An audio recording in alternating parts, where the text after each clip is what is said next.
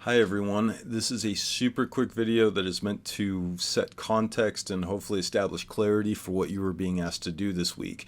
We're looking at week 14. I have two major goals this week. One is to identify some fallacies and bad arguments that people tend to make, and also to take a look at some good arguments as examples of like good argumentation, and to analyze both of them. The other is to write the opening paragraphs for your own essay, for your own argument that you're going to hand in at the end of the semester.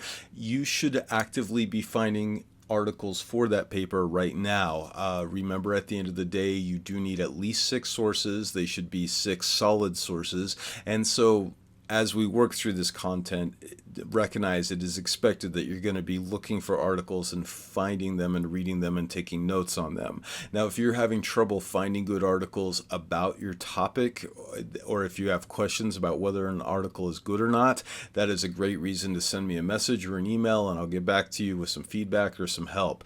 In the meantime, let's just look at what this page contains. I just want to be clear about what you're being asked to do. So I'm going to skip down a little bit, and I want to look specifically in this video at Tuesday. I am subtitling it Identifying Good and Bad Arguments, and it features 2 different arguments by 2 people. Both of these arguments were published in Chronicle of Higher Education, and one of the arguments is by Chris Ferguson, the other is by Elizabeth Carll. Chris Ferguson, as I set context right here, is a person who has made a career out of arguing against the violent video game hypothesis.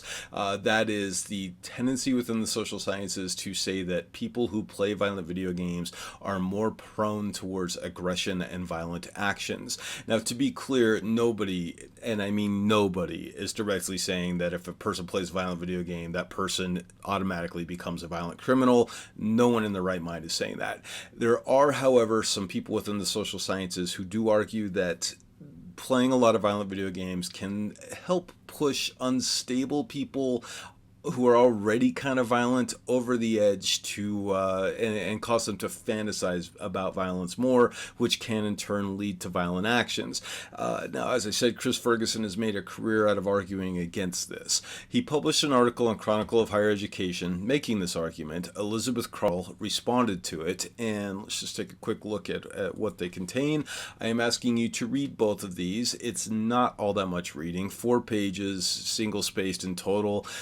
I'm going to skip past the first page, and I just want to point out one specific section of Ferguson that I'm asking you to read closely. If I get on page 2, this paragraph here that starts with, "Unfortunately, I think it is a worrisome reflection on social science in general." I will stop right there and let you read the rest of it.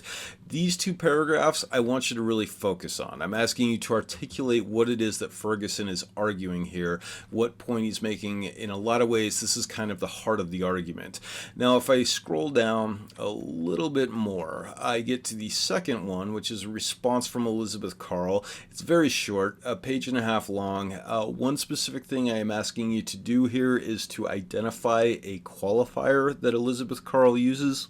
A qualifier is a limitation on your own argument. It's sort of a moment where you make a concession or you give up some ground. You say there might be occasional exceptions or in some cases flaws with the argument that I'm putting forward. Now, this does not contradict your argument. A qualifier is actually something that strengthens it. The example that we have already seen is Martin Luther King being very clear that even though he was trying very hard to create tension and to get people out of their comfort zones with his marches in the South, he was not advocating violence. That is a qualifier, and I'm asking you to identify the qualifiers that Elizabeth Carll uses in this short argument. I also want you to pay special attention to the paragraph at the top of the second page, this one that starts with "obviously" right here. That is the heart of our argument. If you're going to understand what she's actually saying, you need to understand that short paragraph. So I'm asking you to read these 2, and then there's one other document linked on Canvas, and I have it already open right here. It is titled "Fallacies, Straw Men, and Silly Arguments." We did cover the term straw men before the semester got derailed. The metaphor is that if you want to show you're tough, you take a bunch of clothes and you stuff them full of straw, and then you beat it up, and then you say, "Look at me, I won that fight." Now, in reality, if you do that sort of thing, you haven't proven anything. You haven't won anything. You just beat up an opponent that cannot fight back.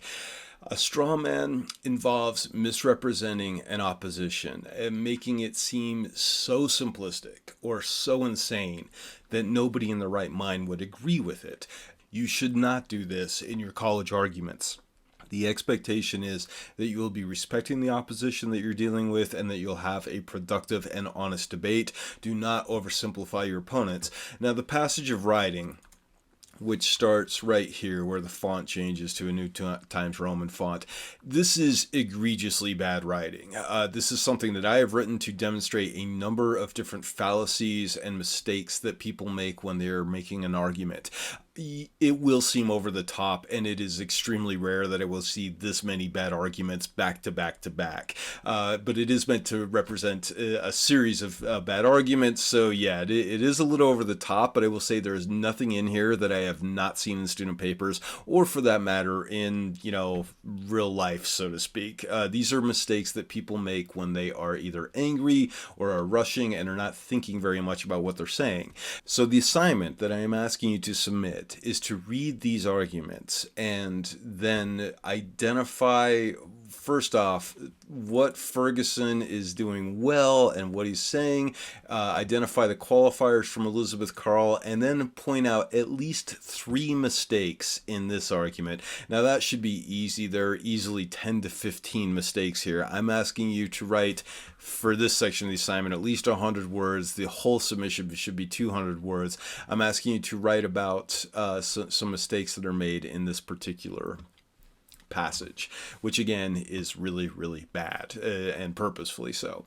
If you have questions about any of this, please get hold of me. Hopefully it is all explained clearly on Canvas, and yeah, thanks for watching.